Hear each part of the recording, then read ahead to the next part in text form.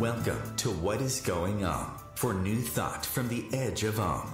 Each week on OMTimes flagship radio show, veteran broadcaster, author, and media consultant Sandy Sedgbeer conducts thought-provoking interviews with inspirational authors, artists, musicians, scientists, speakers, and filmmakers who are working at the point where spirituality and science meet consciousness at the very edge of Om. Here is your host, Sandy Sedgbeer. Hello. As COVID-19 continues to dominate the news headlines and divide populations and political parties across the globe, tonight's show is going to focus on a perspective of the pandemic that no mainstream media outlet seems interested in discussing. With me tonight is Dr. Teresa Bullard, a Ph.D. physicist, teacher, author, and conscious leadership advocate who is fast becoming one of the world's leading authorities on bridging science and spirituality in ways that are easy to understand and to apply. The host of mystery teachings on Gaia TV and an international instructor for the Modern Mystery School, Dr. Teresa Bullard joins me now to discuss the spiritual and alchemical perspective on COVID-19, the personal and social alchemy that is happening as a result of the lockdowns, and her book, The Game Changers, Social Alchemists in the 21st Century. Dr. Teresa Bullard, welcome. Thank you, Sandy. It's a pleasure to be joining you. Good to have you. Now, you've been writing a lot of blogs lately on COVID-19 and the incredible opportunities it's offering us to become social alchemists and game changers who could help accelerate the evolution of humanity. Given your background, given your studies, given what you're doing now, it almost feels as though you were born for this moment in time. Do you feel that? Well, I feel like I was born for these times of transition for humanity, but I never would have expected COVID-19, that's for sure. I don't think any of us. I mean, of all the things that people were kind of touting as possibilities and envisioning, this was not among them, for sure.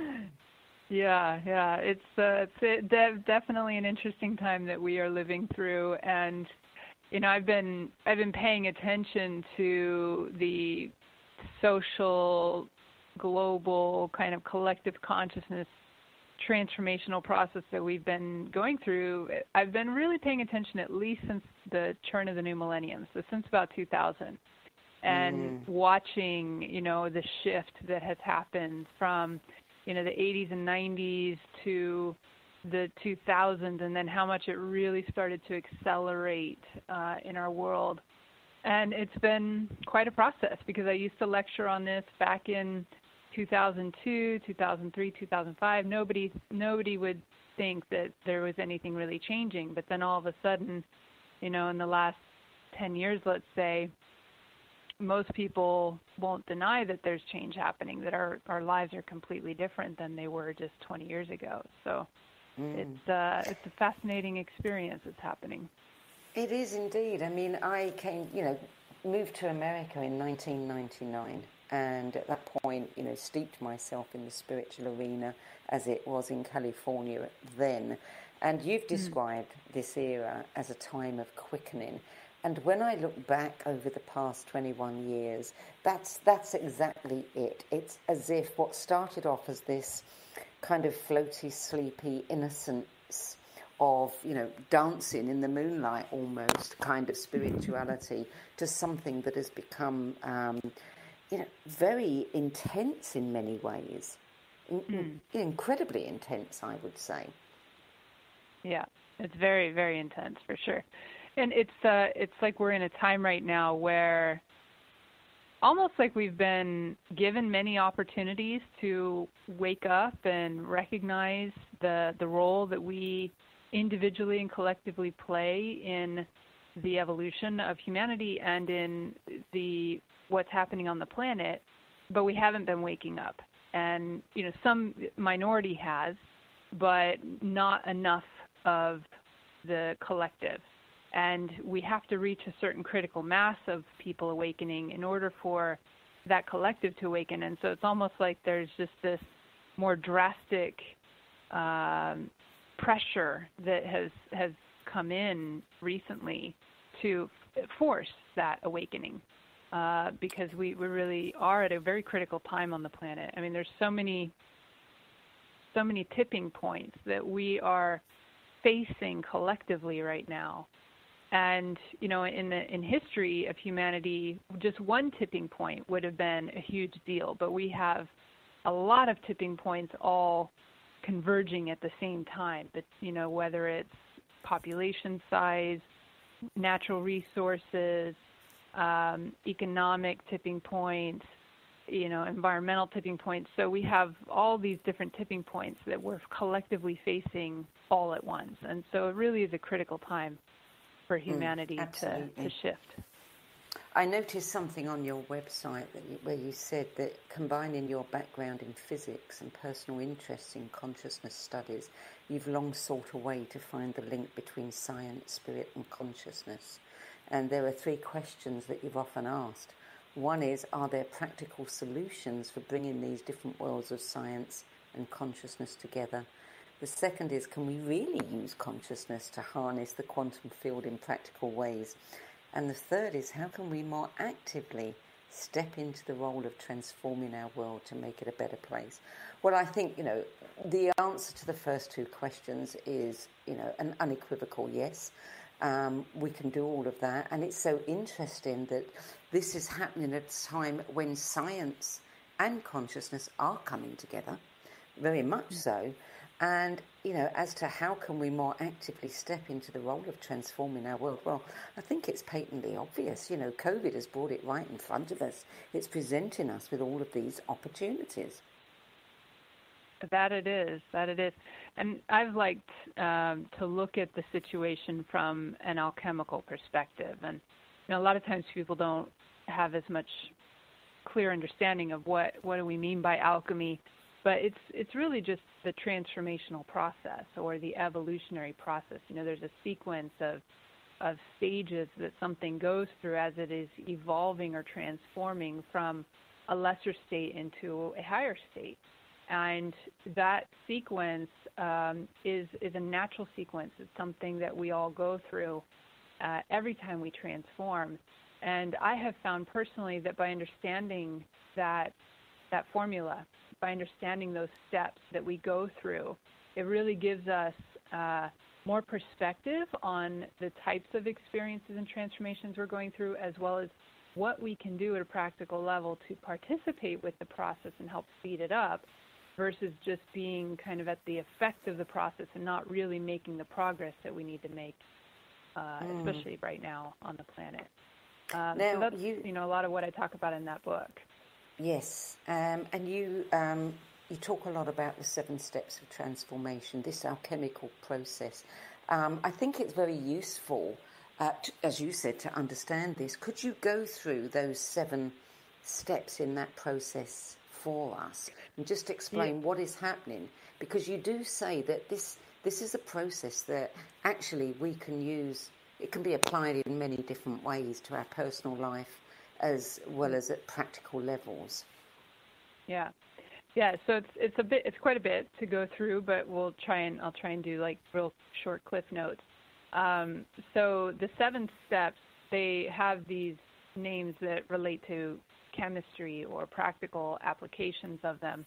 But the most basic formula that they talk about in alchemy is they say to dissolve and then recombine. So to break things apart, to separate them, and then to recombine them. But in the process of separating and recombining, we have to go through several stages of purification, refinement, raising the vibration, and so forth. And we go through several rounds of this: separate, purify, recombine, separate, purify, recombine. And so the very first stage is called calcination, and that is essentially the first breakdown. It's a burning. It's destroying the old form that has corruption in it. And in order we want to extract the valuable pieces, the essential pieces from that, but it's all bound up together in this sort of corruptible form. So the first stage is to just to let the old form die and to break it down, to burn it to ash. That's what calcination literally means, is burning to ash. And so usually that first stage is very upsetting, like there's some kind of disruption, major disruption that happens in our lives, and people can feel inflamed, angry. They feel like the rug's just been pulled out from under them, or everything that they knew as their old comfort zone and way of being is now crumbling down around them. So I think we can all relate to that experience. Just in this little, just from COVID-19 itself, that has definitely been happening. But we've been, we have cycles within cycles. So we've been in a much bigger cycle since the new millennium as well. And so in my book, I'm really talking about it from the churn of the new millennium onwards to today. And then after that first breakdown, the next thing that comes up is, in alchemy, they call it disillusion. And I would say that we at a personal level could experience it as disillusionment. It's like there's a lot of emotion that comes up. There's a lot of confusion. There's this sadness, grief, loss, a sense of loss of the old. And we go through those stages of grief that start to happen here with that loss, and it can be a very it's like they say that the waters of the subconscious. It's very much associated with a watery element. So disillusion means to dissolve into a liquid form. And so everything gets, that was burned down to ash before is now dissolved in this water, and it becomes this sort of mixture, but it's a cloudy mixture. It's like it's hard to really gain clarity of what's going on. And again, I think you can just relate that to just the COVID situation where, there was a lot of confusion. There was a lot of denial. There was a lot of sadness of, and fear, all those emotions that started coming up. And then, especially when the lockdown started happening and we had no idea how long it was going to be or when, things would start moving towards a little more normalcy again. And, so there's a lot of emotion that people started to feel during that time. And it was very confusing because there's mixed information and mixed feelings about it all. And then once everything is sort of dissolved into this liquid form, what we need to let things do next is to just settle down. So we move into the stage of separation.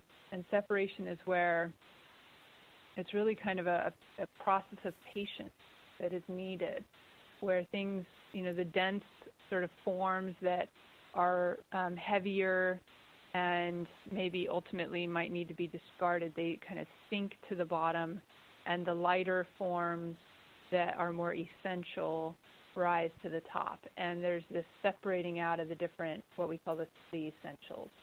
And when that separation happens, we can start to, at a very personal level, start to get clear around, well, what's what? What's true? What's false? What really do we need to change?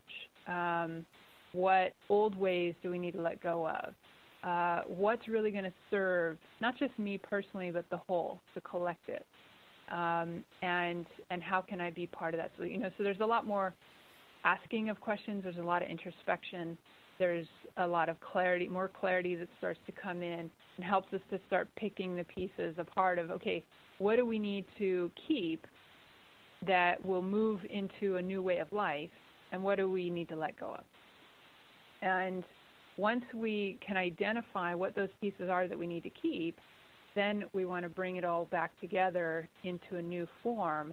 And it's, everyone's talking about, well, what's the new way of life going to look like? What's our new normal? So that is a new form that needs to still be figured out. We're still in the midst of that process right now. but there is a new identity, a new sort of way of life that starts to come in what we call the conjunction stage. So that's where all the separated pieces that are now a little more purified and identified get brought back together and recombined.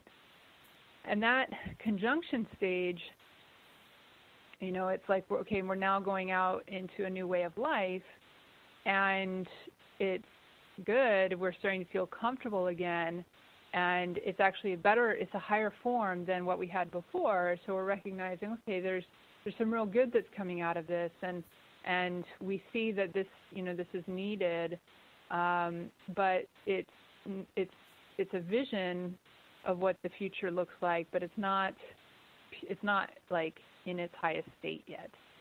So it can be a little easy for people in this conjunction stage to get kind of comfortable with, okay, we've just been through all this hardness and this hardship, but now we have things are kind of feeling comfortable again. We're moving forward again. We're feeling like we can rest a little bit from all of the challenge of the transformation we've just been through. And the danger here in the conjunction stage, even though it feels better, is like complacency comes in, that we might fall back into a comfort zone and stop doing our due diligence and the hard work and applying our will to stay focused on seeing the transformational process all the way through to the end. I think we can see glimpses of that happening right now with, with COVID just by itself.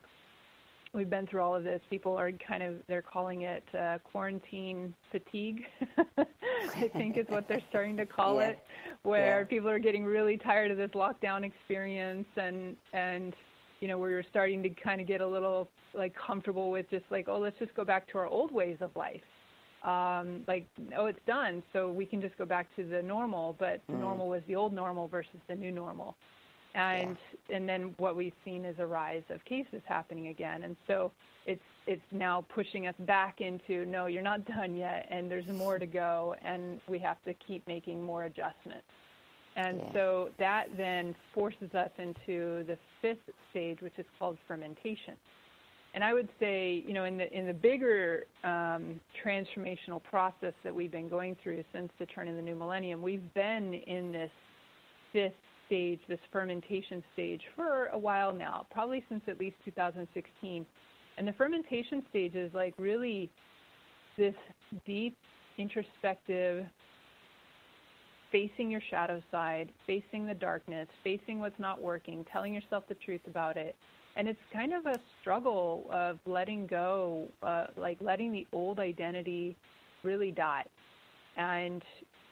But it's hard, because if I'm not that thing that I've always identified with, then who am I and what am I? And can I start to orient myself with more higher perspective of my spirit or my eternal being versus just this human, that it's okay to just sort of be this mediocre human, but in reality, our potential is so much greater. So it's a huge shift in perspective of who am I and what am I that we have to go through to get past the fermentation stage. So the fermentation stage is often associated with the dark night of the soul. Yeah. It's a death of the personality. It's a time of going into isolation and vision questing and deep introspection, deep soul searching. And in the physical processes of alchemy, you would literally take the solution from the conjunction stage and stick it in a dark closet where there's a little bit of a slow heat, and anything that is still corruptible within that state has to die. So the deeper stuff from the subconscious and the unconscious rises to the surface, and if you can think of like just people's own experience of being in, oh my God, we have to go into lockdown again, or we have to go stay at home again, and I don't know that I can handle being alone that much, and people kind of get into this bit of panic, and so there's a lot of people who are turning to distractions because they can't handle just being with themselves. Yes. And that's very unfortunate, because exactly what we need to be doing right now is being with ourselves and getting comfortable with that, and really looking inwards and seeing like, what do I need to shift? What's true? What do I need to let go of? What do I need to let die from the old so that I can really reclaim my true potential? Yeah. And I'm going to hold you right there, Dr. Bullard, because we do need to go to break right now. Sure. You're listening to What Is Going On. I'm Sandy Sedgbeer, and my guest today is Ph.D. physicist, author, mystery school instructor, and host of Mystery Teachings on Gaia TV, Dr. Teresa Bullard. We're talking about spiritual alchemy, quantum transformation, and the revelations shared in her book, The Game Changers, Social Alchemists in the 21st Century. We'll be back with more from Dr. Teresa Bullard after this break. The future of Internet radio is here. OMTimes Radio, IOM FM. Ascending Hearts is no ordinary dating site, but a spiritual dating site with a purpose, to link you with your soulmate. We engineer the serendipity so you can trust that you will attune with someone that has the same matching vibration as you. Ascending Hearts, the conscious dating site for the spiritually aware. Try Ascending Hearts for free, ascendinghearts.com. More than 24 million Americans have an autoimmune disorder, and that number continues to grow. I'm Sharon Saylor, and I'm one of those 24 million. To put that number in perspective, cancer affects about 9 million and heart disease up to 22 million. That's why I've brought together top experts and those thriving regardless of their diagnosis to bring you the latest, most up-to-date information. Join me, Sharon Saylor, Friday night, 7 p.m. Eastern, for the Autoimmune Hour on Life Interrupted Radio to find out how to live your life uninterrupted. Hello, I'm Sandy Sedgbeer, host of OMTimes' flagship radio show, What Is Going On.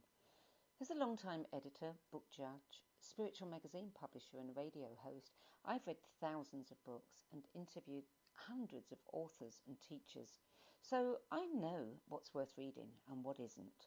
Now, with the spiritual book market growing increasingly crowded, more and more people are seeking my help in finding the authentic voices, the empowering tools, and the genuine skip the BS guidance that will make the most difference to their spiritual development.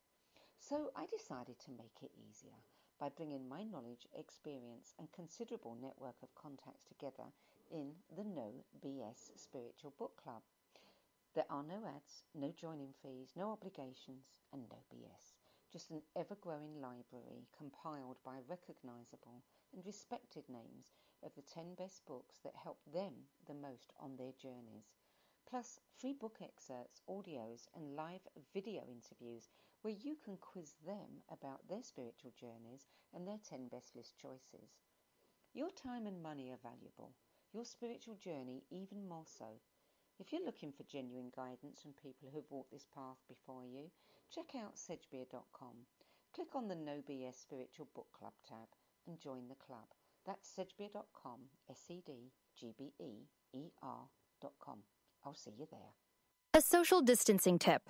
Putting distance between yourself and others is critical to slowing the spread of coronavirus. So here are ways to stay in contact without the physical contact part. Call, send a text, set up a video conference, post on social media, dedicate a song on the radio. If you have symptoms of fever, dry cough, and shortness of breath, call your healthcare provider before going to their office. For more info, visit coronavirus.gov. Let's all do our part, because we're all #AloneTogether. Brought to you by the Ad Council. Welcome back, Dr. Teresa Bullard. Sorry to interrupt you. I know we've got 2 more steps in that process to go through. Yeah. So with the end of the fermentation stage, usually we know that we've reached the end when we have a vision, a really clear vision of the light, whether it's our own inner light or a vision of just more of a spiritual vision. There's just this whole new level of that aspect of our essential self that is not bound to this physicality or this condition or this old identity. And it's a very liberating experience, and it frees the spirit to now be able to rise to higher realms, yet also helping to elevate the vibration of the physical. So as we move into that next stage, which in alchemy we call it distillation, and it's now about everything that's made it through the fermentation stage and the previous stages of purification and eliminating the corruptions and, you know, the impurities. And we come out the other side of all of that. Now everything that's left, that remains, is okay, this is our essential self. These are the pieces we need to keep. And now we just need to refine them further and elevate the consciousness, raise the vibration, and, you know, help it to connect more to that higher light and that higher potential. And so we go through this round of distillation. Now, physically, let me just describe it. So if you take a liquid solution, like a watery solution, and you put it in a distillation apparatus, you'd be heating it up. And as the water starts to heat up and boil, the fume, you know, there's vapor, right? So it evaporates. And the more lighter substances will evaporate first. And then in alchemy, they believe that when it's in that elevated state of being a vapor versus a liquid, it is more receptive to subtle energy, to spiritual influences, to whatever higher vibration that we want to infuse into the vapor. You could, for example, some alchemists might do like some kind of Reiki energy or something like that around the vapors, but they're contained within the distillation apparatus. So they're not escaping out into the air, they're still being contained within this apparatus. And then once they rise up to a certain level, it starts to cool down. And as they cool down, they're going to recondense. So those molecules will come back down into a liquid form. But what they believe is that as it recondenses and comes back into liquid form, it's now also bringing that higher spiritual energy that was infused into it from the vapor state back down into the liquid state. And we go through several rounds of this, of evaporating and recondensing, evaporating and recondensing. Now, for us, in our experience, that would be more like a series of, or a daily practice of meditation, or some form of spiritual, practice, ceremony of some kind that raises our vibration up. It helps us elevate our consciousness to a higher level where we can gain spiritual insight, wisdom, heightening of intuition, and so forth, and have that higher spiritual perspective from that elevated state of consciousness. But then we don't want to just hang out and just be in bliss. I mean, we want to connect into that state, but now we want to take that energy and bring it back down and embody it into our physical life and apply the wisdom, pursue whatever visions that we were receiving from that expanded state, and now pursue that at a very practical, grounded level.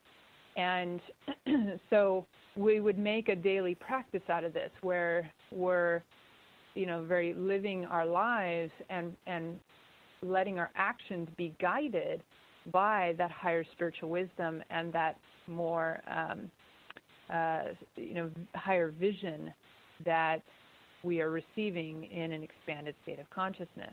And this becomes a way of life.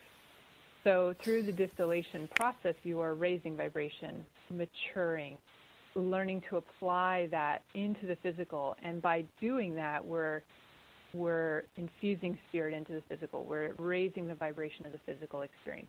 We're creating a better way of life on Earth. And now that, ultimately, go ahead. That is the most concise and helpful explanation, that I think we could possibly have of, what's really going on if we want to participate at this level. Exactly, and that's the practical application.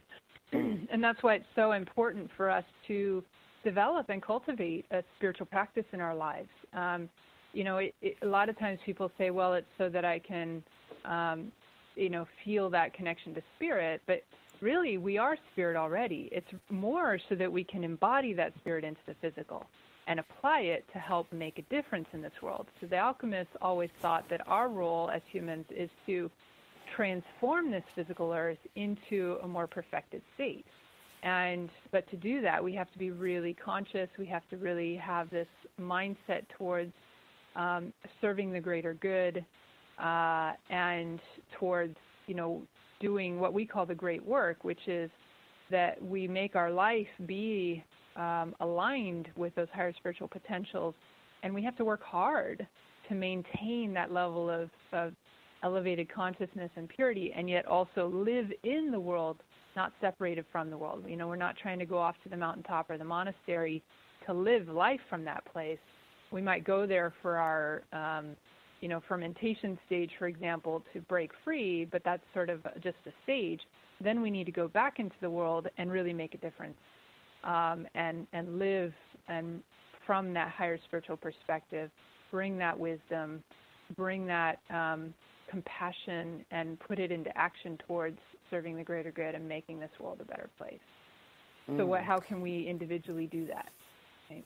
Yeah, exactly. I mean, I think for many in the spiritual arena, they're aware that they came here for a special time and they've been in training all their life. But I think many think that they've already done the work, and they can just watch this unfold. And that is not so. I mean, now is the time when we really need to be working hard. Yeah. There's so many people right now in the world who are really feeling very lost and very confused. And there's so many opinions and sources of information out there, but it's all conflicting. And a lot of it is just opinion-based or agenda-based. And so this is a time on the planet where humanity really needs the light workers, the people who are willing to do the harder work in their own personal lives to maintain that greater level of balance and a higher perspective of what we're dealing with. And then to be a beacon of light for others to help find some form of sanity amidst the chaos that's happening in the world. So I would say now more than ever, the world needs the more awakened people to really step up and be a force of good in this world, rather than just sitting back and letting all of the mass confusion consume people. And the only way to do that is to be out there, live by example, to share your voice somehow, and to offer, we're not here to proselytize anyone, but to be that beacon of light for those who are seeking it, for those who are trying to find their way towards what can they do, one, for their own, coming into greater level of mental and emotional and physical well-being again, because this chaos and change it creates a lot of stress and fear for people and anxiety, and those things are on the rise. And and they need tools. They need methods that can help them to find greater peace, inner peace again. And if we go with the idea that as the inner, so the outer, and that we're all connected, and that we want to create a world of peace, I would say that the coagulation, the final stage, is about that. It's about creating a more perfected way of life on Earth, a more like a world of balance, sustainability, and peace, and prosperity for all, and harmony. And that's what we're here to create. But until we keep doing the great work and doing our alchemy personally and collectively, and then implementing wiser ways of approaching life on Earth into our society, we're not going to get there. It's not guaranteed that we're going to get there. We have a lot of work to do to make it happen. And Absolutely. so that's why it's so important for the people who do feel like, I'm awakened. Well, okay, now's the time where you need to step up and serve, so that we can really help be a part of that solution of creating that world of peace, versus just, letting it all play out while we just sit back. Now, at some level, we have to, it's timing. There's a timing factor. When there's a lot of noise going on, it's a little bit hard to actually be heard amongst the fray. But there will be timing very soon, I think, where it will be time. So right now, I would say keep taking advantage of the we're still in some of that fermentation stage. We're still in that time where we really need to have our introspection, our inner soul searching process, and getting more clear around what is my purpose, what role am I here to fulfill in this collective transformational journey, and what can I do to really help. And there are always ways, and finding that and just getting really clear. And it would be something that you are naturally equipped for at some level. And that is your love. You would love to be able to contribute in those ways. And so if you can bring your love into the work you do in the world, that love is a really strong motivator. And love can overcome the fear that is causing people to, retreat and shut down. I think the love will drive us forward. We have to find that within ourselves at a very core level. And it has to come from that inner spiritual connection to then be able to share it outwardly. And then we need to break through whatever is getting in our way, whether it's attachments to the old, or fears, or limiting belief systems, emotional attachments. There's these things that we still have to break free from and clear out so that they don't impede us in our as we step into action to serve and really bring some positive solutions into the world. And it's interesting, you teach at the Modern Mystery School, and watching mystery schools enjoy a renaissance when they are so much needed. We'll come back to that after the break. You're listening to What Is Going On. I'm Sandy Sedgbeer, and with me today is Ph.D. physicist, author, speaker, mystery school instructor and guide, and founder of Quantra Leadership Academy, Dr. Theresa Bullard. We're talking about COVID-19 as an alchemical process that can help us accelerate the evolution of humanity. We'll be back with more from Dr. Teresa Bullard after the break.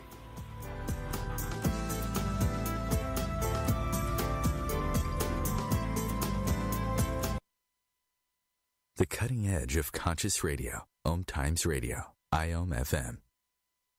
Being a radio host on IOM FM allows you to build your show on a rich platform with the power of the internet to fulfill your outreach goals and connect with a very specialized and global online audience, unlimited by time and distance. OMTimes Radio will provide you with web relevance, a recognizable conscious brand, and with the standard of excellence that has accompanied every single OMTimes endeavor. Host your show with OMTimes Radio Network. Hello, I'm Lisa Berry. Join me every Monday at 1 p.m. Eastern Time for Light on Living, a chance to see new, hear different, and feel more as I shine the spotlight on all the ways to lighten the load of life's challenges. Light on Living is your link to that new way you're looking for, that new understanding that will enhance your life, and that positive connection that will support your growth. So join me, and you'll gain insight and start to see things in a new way that motivates you. I'm Fidel Nshambo. I was born in a city called Bukavu in the Congo. We were a loving family, and then, boom, everything that I had disappeared in a single day. People think that when you are a refugee and they resettle you to America, and all your problems are done. They don't understand that that's the beginning of everything. I was not born a refugee. I was made one. It's time we welcome refugee families with open arms. Learn more at embracerefugees.org, brought to you by the Ad Council.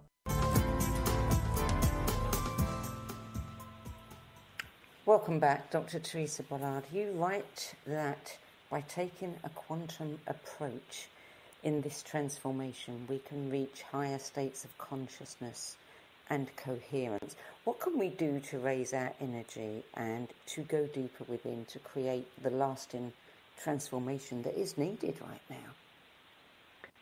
Yeah, well, one of the big things that I feel that we need is a paradigm shift in terms of our concepts of who we are, what we can accomplish, how our mind and how our consciousness and our thoughts affect things. And so I've really seen that, even though we have quantum physics and we have a lot of technologies based on quantum physics, and it's the most successful physics theory that we have to date, human thought and the way we perceive our world on a day-to-day basis is still very much influenced by an old Newtonian way of thinking, which is around reductionism, separatism. We're thinking we're separate. We're trying to reduce everything to its basic components and think that we can then understand the whole. Determinism, like everything can be controllable and predetermined. And then we have this sort of survival of the fittest Darwinian sort of attitude still. And these really limit our ability to shift into the new paradigm where our consciousness can really take that leap.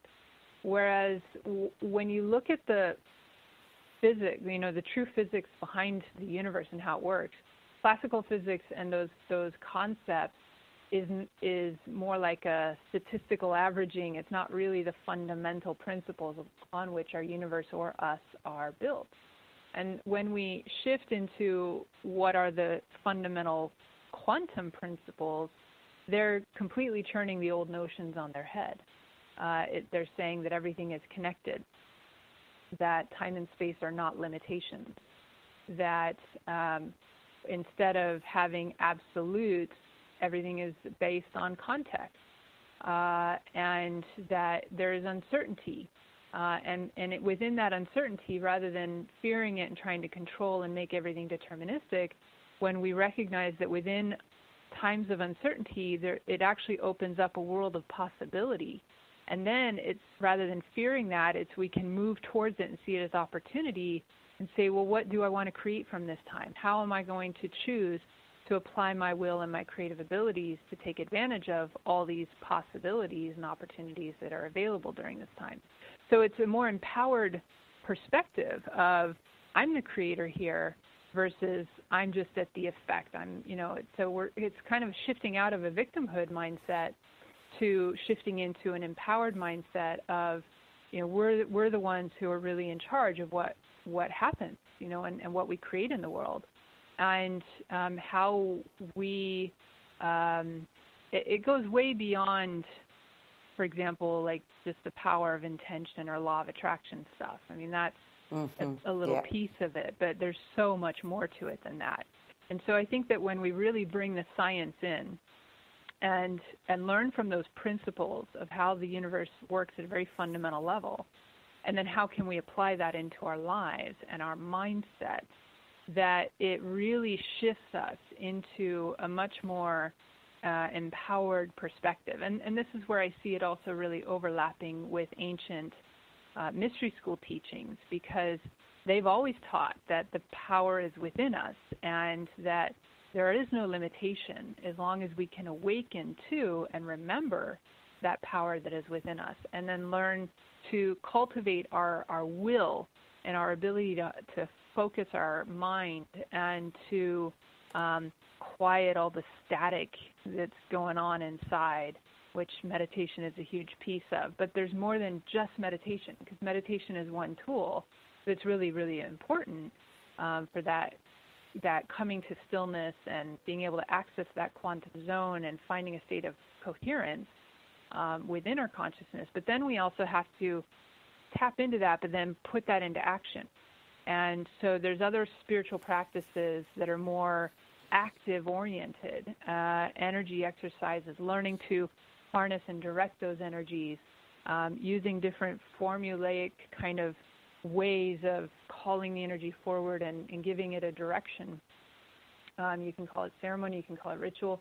Different people have a little bit of stigma around these words, but there is a real reason that those spiritual practices have been there for thousands of years, because they actually empower us to step into the driver's seat and be a part of that creative flow and process versus just being at the effect of it. We can learn to harness those forces. So there's very practical things that happen when we look at ancient wisdom and ancient mystery traditions and metaphysics, and then combine that with modern physics and modern understandings and knowledge.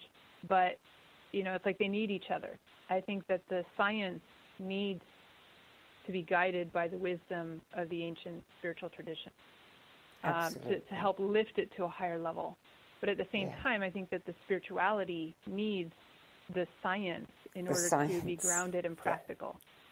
Absolutely, yes. Yeah. So this is where I see if we can bring them together. Go ahead. One of the things that you've done is you've created a quantum transformation formula, which is a step-by-step online training program. And I was looking at it earlier today, and, I love some of the things that you're offering. We can't go into all of it now, but I especially liked the vibrational alchemy, how we can tap into music and specific rhythms and frequencies to support expanded states of consciousness, because this is what we need to be doing in order to accelerate our own growth and evolution.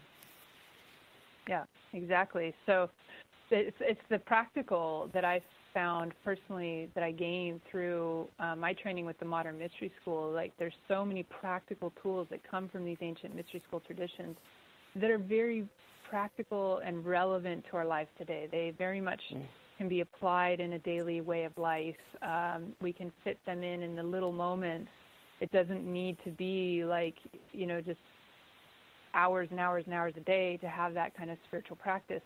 But they really bring us into this state of balance and inner, like you can be the eye of the storm. You can be that calm center, even though outside in the world there's a storm going on. And it gives us clarity. It gives us an ability to direct and know what should I be doing now. And so there's that quantum transformation formula is very much about our creative process and helping us go step by step through how do we manifest, how do we accomplish our goals, but in a way that really is aligned with that higher state of consciousness and that illumination that comes from expanded states and from tapping into the quantum zone. And, there's one tool that I can just offer now, which is what we really need to do right now to support our movement through this fermentation stage. And really all the alchemy is driven by the element of fire. They say in alchemy, all things transform by fire. And so in the tradition, what we find is that the symbol of an upright triangle is the symbol of fire. And you can also imagine the element of fire. So one of the tools that I give in my quantum transformation formula, which is just sort of a simple exercise that we can do at any point during our day, is if we're feeling some kind of emotional block or negative energy or a limitation of some kind, we can write it down on a piece of paper, create an upright triangle, so sort of draw that upright triangle maybe clockwise around, and then write inside of it all the things that you feel are blocking you, that you need to create some breakthrough around. And then once you have it inside that upright triangle, it's like you're invoking the element of fire, the breakthrough energy, the transformational energy into those areas of your life where you're feeling blocked. And then you can visualize it actually lighting on fire. So just visualize the element of fire or imagine that fire consuming those things. And you could literally even go and take that piece of paper and burn it afterwards as well. And that's invoking the energy of fire into your life in relationship to those areas. So that's a simple tool that's very effective, actually. It does create a shift. It brings that spark in. And you can do it as many times as you feel you need. Anytime something comes up, just take this simple process, this simple exercise to help burn away the blockages, whatever they might be. And sometimes they might be attachments that you have that you didn't realize were actually holding you back. Maybe you thought at one point in time they were good, but now you're realizing actually they're getting in the way. They're holding me back. Maybe they served me at some point in my life, but now they're not. And I'm having a hard time letting this go because I'm afraid to let it go, but I know I need to let it go. So maybe write that thing that you're attached to inside the triangle and then do the whole fire exercise with it. Now, if you're going to light any papers on fire, make sure you go outside. Do it in a fire-safe bowl, like a Pyrex bowl or a ceramic bowl or stainless steel or something like that, so that you're keeping it really contained. and you're not putting all the nasty smoke from the paper into your home. So just a few safety tips there. You know, and make sure there's nothing around you that could catch on fire as well. So yeah. One of the things that intrigues me, and we don't have an awful lot of time left, but I have to ask you this, is, I mean, you studied at the University of Washington, Seattle. You had 12 years of experience in experimental research, including neutrino physics, atomic physics, quantum physics, crystal chemistry, nanotechnology, origin of life studies, and more. At what point, you know, what was the catalyst that took you over to this side? Yeah, well, there was two things. So number one, I was actually raised in a very open-minded family. So I had a lot of exposure from a very early age to multiple, you know, belief systems, and nothing was really pushed upon me. So I was always given that freedom to make up my own mind and to question various dogmas. And so I was very, you know, well equipped to be open. And I always had a sense of there is a spiritual existence in life, but I never personally gravitated towards having to identify it or figure it out until much later. So it wasn't actually until I was in graduate school, immersed in my Ph.D. studies, having to do 80 hours a week of left brain physics between the classes and the homework and the research and the testing and all of that, 80 hours a week of just left brain activity. And after about a year of that, I found myself very out of balance and very depleted and not happy and really disillusioned with the whole experience of like, why am I even doing this? This is like coming at the expense of my happiness and my well-being, and is it worth it? And so I really went into this soul-searching process of, I need to figure out what's going to restore the balance to my life. And I brought all those different elements that I had in my life prior, you know, social time, creative hobbies, athletics. I brought them all back in systematically, trying to figure out what's the key. And after another year, it was like, I'm better, but there's still something really important missing that's key to my happiness. And then one day I realized that the one thing I hadn't brought back in that was sort of there before, but it never really in front, was spirituality.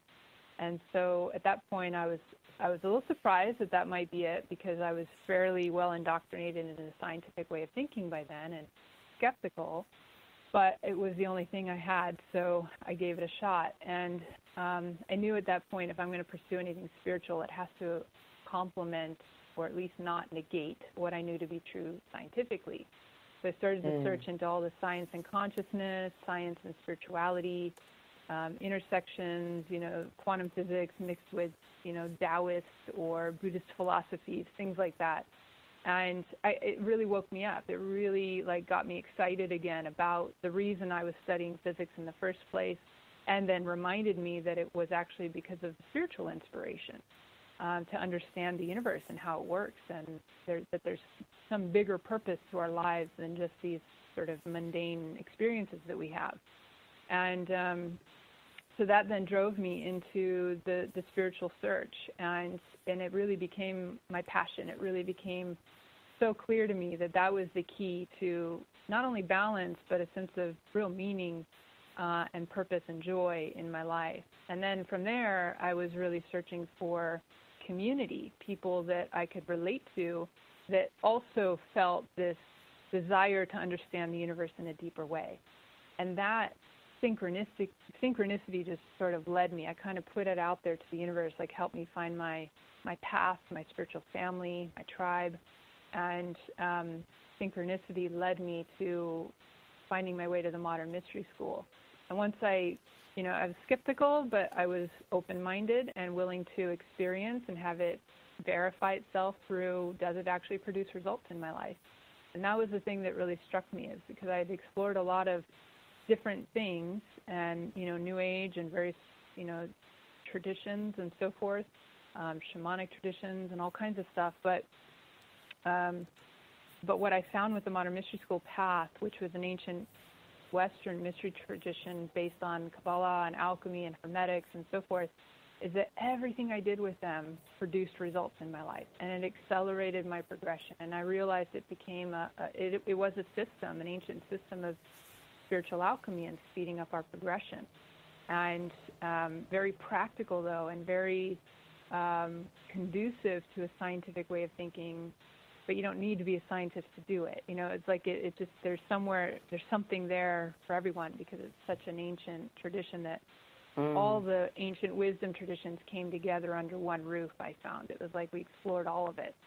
And it was really oriented towards how do we apply this in our lives to make a difference, to really help us in our awakening, and to understand things at a deeper level, but especially to understand ourselves and to remember, you know, the potential that's within and the purpose that we're really here for uniquely. And and then I started to share some of those modalities. Once I got trained to be a practitioner in their system, I started sharing those modalities with others, just sort of on the side while I was still pursuing my Ph.D. And I got a lot of joy out of realizing that, okay, I was helping somebody else in their awakening. It seems as though we've run out of time, Teresa. I am sorry about that. It's a fascinating story. I love it when we can bring the science into the spirituality. But I'm afraid that's all we have time for. So thank you so much for joining us today. Thank you.